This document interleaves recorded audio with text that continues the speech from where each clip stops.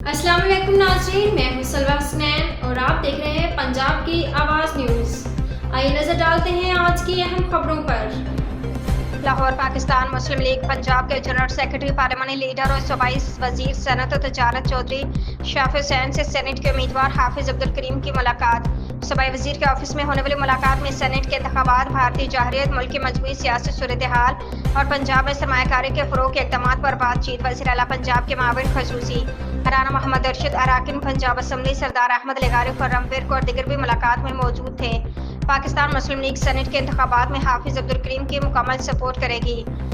सूबाई वजीर सनत तजारत चौधरी शाफिर हुसैन हाफिज अब्दुल करीम सेनेटर मुंतखब होकर कानून साजी और मुल्क की तामीर और तरक्की में अपना मौसर किरदार अदा करेंगे। पाकिस्तान की बहादुर अफवाज ने मकार दुश्मन भारत के गुरूर को चंद घंटों में खाक में मिला दिया।